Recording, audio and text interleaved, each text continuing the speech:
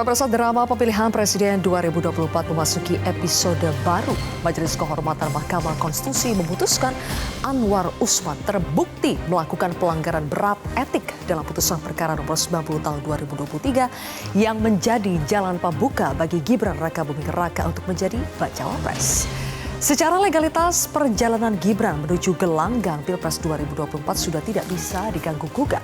Namun, secara legitimasi, majunya Gibran menjadi catatan karena cacat etik para hakim konstitusi. Presiden Jokowi bilang Pilpres 2024 seharusnya diisi dengan pertarungan gagasan, bukan pertarungan perasaan. Terlalu banyak drakor yang mewarnai perjalanan menuju 14 Februari 2024. Pertanyaannya, siapa aktor, siapa pemain, dan siapa sutradara serta penontonnya? Inilah kontroversi selengkapnya Pilpres ala drakor bersama saya Zilvia Iskandar.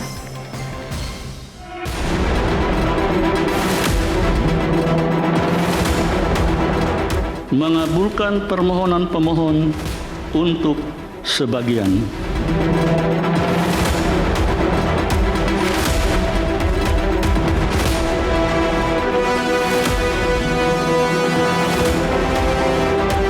Memutuskan, menyatakan hakim terlapor terbukti melakukan pelanggaran berat terhadap kode etik dan perilaku hakim konstitusi.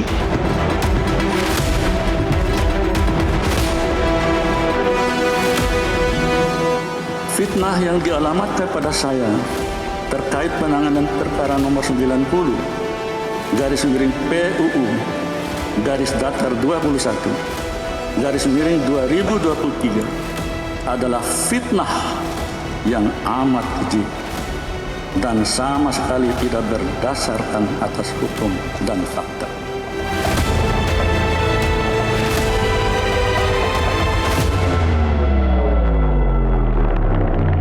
Akhir-akhir ini yang kita lihat adalah terlalu banyak dramanya, terlalu banyak drakornya.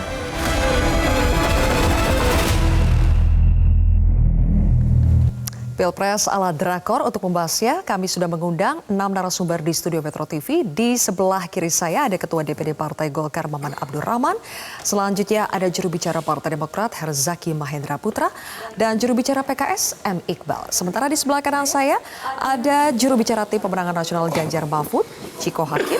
Kemudian kami masih menanti kedatangan dari Ketua Majelis Pertimbangan P3 Roma Hurmuzi dan juga analis politik Prof. Ikrar Nusa Bakti. Selamat malam Bapak-Bapak, terima kasih sudah hadir di kontroversi malam hari ini. Saya akan mulai dari Bang Maman. Bang Maman, Gibran maju dengan modal putusan MK yang dibuat oleh para hakim konstitusi yang cacat secara etik. Ini Gibran menjadi beban tidak buat pasangan Prabowo Gibran? Ya, makasih Mbak. Begini, saya harus bilang bahwa saya berangkat dari keputusan MK adalah final dan mengikat. Itu dulu ya.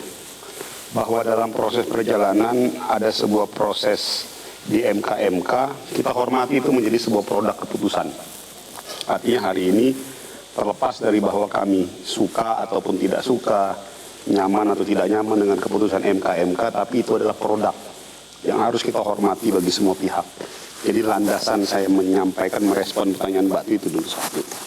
Lalu yang kedua, cuma pertanyaannya, kalau misalnya kita sudah menganggap bahwa keputusan MK ini adalah sebagai sebuah keputusan yang sudah berproses di dalam MK, ya bagi kami ya sudah saatnya kita go to next step. Meskipun dalam prosesnya para hakim konstitusi dinyatakan cacat secara etik. Bagi kami itu debatable. Saya tidak mau masuk dalam sebuah perdebatan yang akhirnya kontraproduktif. Karena begini, dari awal sebetulnya kalau kita mau berandai-andai dan menduga, dari awal sebetulnya ini kan kita sudah masuk dalam game politik 3 bulan ke depan. Langkah manuver apapun yang dilakukan oleh semua pemain politik, semua peserta politik, itu adalah orientasinya politik. Nggak ada orientasi objektif mengenai A, B, dan C. Tapi kan harusnya MK bukan pemain politik. Saya tidak bilang MK, semua pihak. Saya sedang mempertanyakan apakah putusan MK menjadi beban buat Gibran. Bilang, semua pihak pasti akan melihat ini dalam perspektif politik. Artinya apa? Yang kita lihat dari awal memang game isu MK ini semata-mata hanya sebagai sebuah alat media untuk mendegradasi pasangan Prabowo Gibran. Alat media? Yang mendegradasi siapa dulu nih? Ya, Bang Maman harus jelas dulu nih. Semua pihak. Semua pihaknya siapa? Yang memang menganggap ini sebagai sebuah alat. Ya kan tadi saya bilang. Misalnya siapa? Pihak itu siapa? Ya silakan Lawan aja. politik? Macam-macam. Tim pemenangan Ganjar Mahfud? Yang memang orang hari ini berkepentingan untuk mendegradasi Pak Prabowo dan Mas Gibran. Nah, poin yang saya mau bilang begini Mbak, saya tadi. Pertanyaannya, apa sih yang dikhawatirkan dari seorang Gibran? Oh juga gini loh, mau diuak-uak, diojok-ojok, dibongkar kayak gimana pun kan kuncinya di rakyat. Ngapain kita harus mesti mengamputasi yang pada akhirnya itu menjadi hak rakyat? Kalau memang teman-teman menganggap bahwa ada hal yang tidak baik pada Gibran, ya kenapa mesti khawatir? Kan nanti rakyat yang menilai, berarti dia nggak akan dipilih dong. Pak Prabowo dan Mas Gibran nggak akan dipilih. Ini yang tadi saya bilang, loh kita terlalu sibuk masuk ke dalam step yang ini memang pada akhirnya menjadi domain rakyat. Baik. Jadi bagi kami hari ini yang terpenting sekarang terlepas dari bahwa ada pro dan kontra, kita tidak mau masuk ke dalam perdebatan itu lagi. Keputusan sudah diambil, sekarang kita move on. Baik. Kita isi waktu 3 bulan ini menjadi sebuah perdebatan-perdebatan yang jauh lebih konstruktif. Yuk kita adu ide, adu konsep, yang kalau katanya si Gibran itu tidak layak, ya sudah, berarti kalian senang dong punya calon wakil presiden yang tidak layak. Ya tinggal kita adu aja. Oke, coba Bang Ciko ditanggapi soal bagaimana ini adalah alat politik yang digunakan oleh pihak-pihak yang khawatir dengan Gibran maju sebagai bacawa pres. Apa sih yang dikhawatirkan dari seorang kan Gibran? Dianggap bahwa kami ini asapnya. Padahal kan kalau nggak ada api, nggak ada asapnya. Apinya kan dimulai dari kejadian bahwa cara pencalonan itu sendiri. Saya perhatikan memang dari beberapa acara yang saya hadiri di media TV, teman-teman dari Koalisi Indonesia Maju selalu mengatakan kita serahkan ke rakyat gitu. Jadi mereka lompat ke pencalon Gibran sudah menjadi cawapres. Nah, mereka ingin menghilangkan perjalanan bagaimana menjadi calon. Nah, kita harus tahu bahwa beliau adalah anak presiden aktif. Dia punya paman sebagai ketua institusi di mana yang mengetuk palu bahwa menyetujui pencalonan dia untuk persyaratannya mengikuti kriteria yang dia punya. Nah, ini kan kita tahu semua. Itu yang selalu seperti Bung Maman sampaikan. Okay. Jadi mereka ingin lompat ke, ya kita lihat aja nanti rakyat milihnya gimana. Nah, tapi kan kita harus lihat proses pencalonannya bagaimana. Nah, itu aja. Dan rakyat akan selalu melihat. Dan kita akan selalu gini, kita sepakat bahwa kita menghormati produk-produk hukum di negeri ini. Tentu. Tapi proses-prosesnya juga harus kita garis bawahi, kita stabilo lah istilahnya. Okay. Dan rakyat harus selalu diingatkan, ada proses pencalonan yang menurut kita baru sekali ini terjadi di Indonesia. Kalau Anda menilai dalam proses perjalanan Gibran ini ada masalah etik dari para hakim konstitusi, apakah itu seharusnya menjadi beban buat Gibran?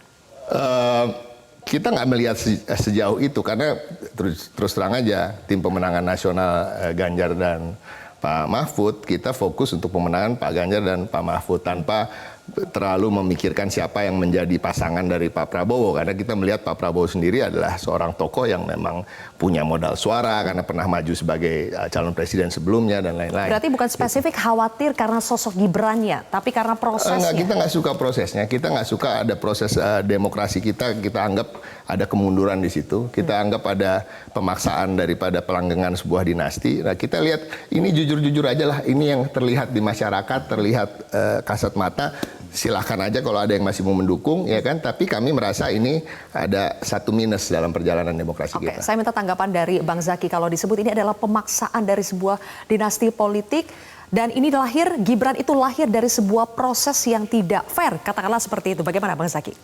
Iya, pertama kalau kami lihat begini nih Mbak ya.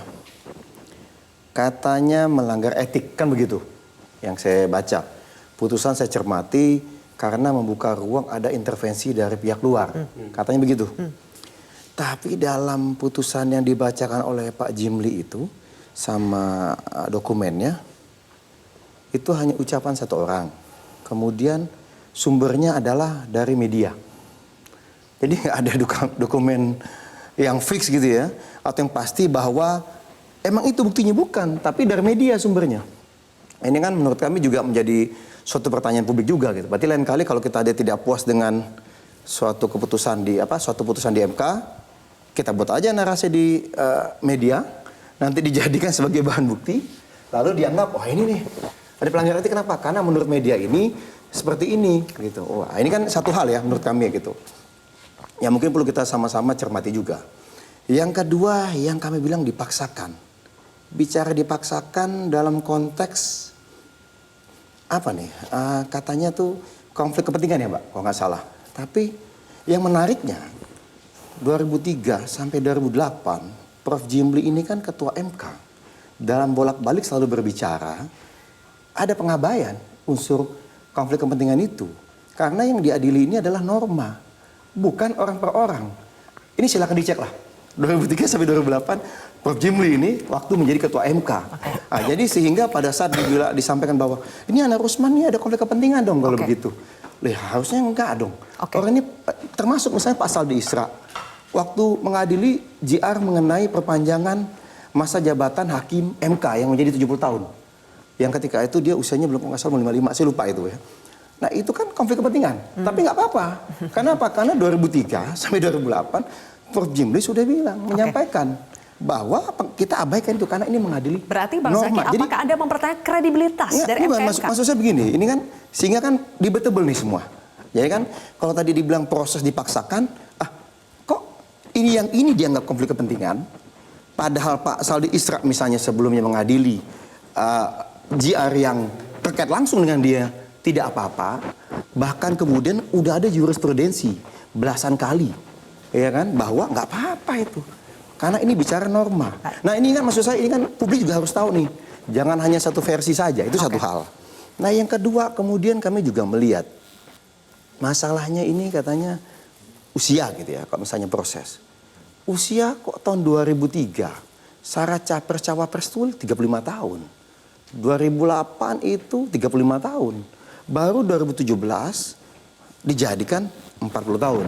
Nah ini kan kita catatan-catatan nih buat kita semua gitu ya. Tapi bagaimanapun ini proses hukum. Ya.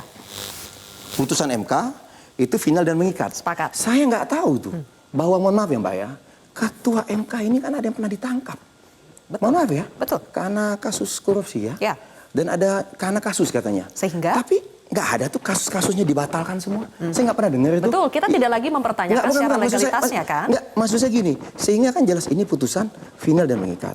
Lalu kemudian kita balik ke MK. Kita sepakat Bang Zaki. Nih, ke MK nih. Waktunya tipis, kita sepakat bahwa tidak perlu dipertanyakan soal legalitas. Jadi gini, itu tidak bisa diganggu-gugat lagi. Apakah kemudian kita bilang, oh semua keputusan hakim si A, dulu namanya AM, ada hakumnya PA, itu semua kredibilitasnya kita ragukan karena ditangkap korupsi. Kan nggak adil dong. Sekarang saya ingin mempertanyakan. Yang ini pelanggaran etik. Soal legitimasinya. Yang ini korupsi. Gitu ya, oke. Kan? Prof. Ikrar, agak lucu Anda mendengar di gitu. sini. Bang Zaki melengkapi catatan-catatan kelam MK. Ya. Maksud saya, tapi kita tidak memperdebatkan lagi soal legalitasnya. Bukan. Yang ingin saya tanya adalah ini, legitimasinya. Bagaimana Prof. Maksud saya kan jadi pertanyaan besar gitu.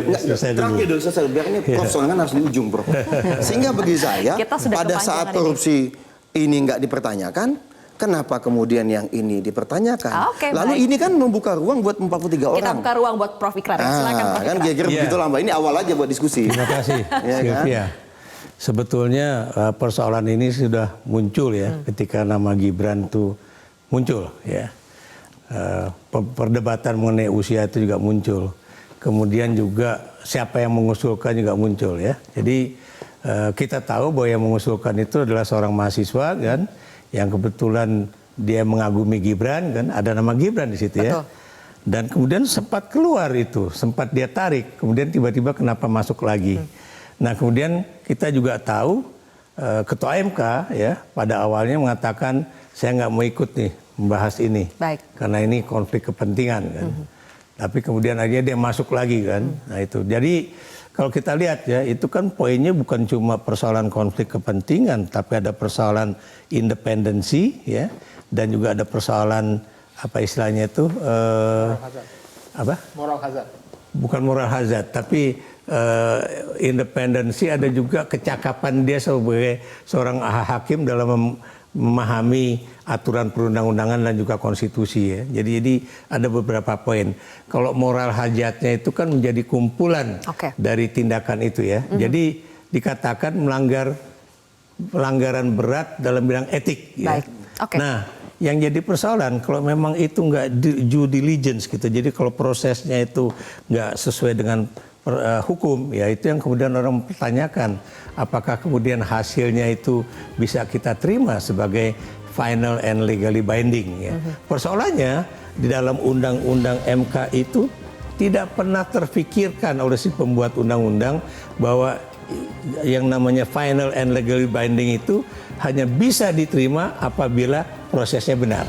Oke. Tapi kalau yang sekarang ini kan tidak benar gitu kan. Oke, sudah ada kesimpulan sebentar dari MK bahwa prosesnya ada yang tidak benar. Setidaknya ada pelanggaran etik yang dilakukan oleh para hakim konstitusi. Pertanyaan saya, apakah secara legitimasi putusan MK yang akhirnya membuka jalan buat Gibran ini akhirnya bisa memunculkan pertanyaan-pertanyaan publik sehingga kepencalonan Gibran ini seperti tidak legitimate? Kita akan bahas lebih jauh pemirsa usai jeda.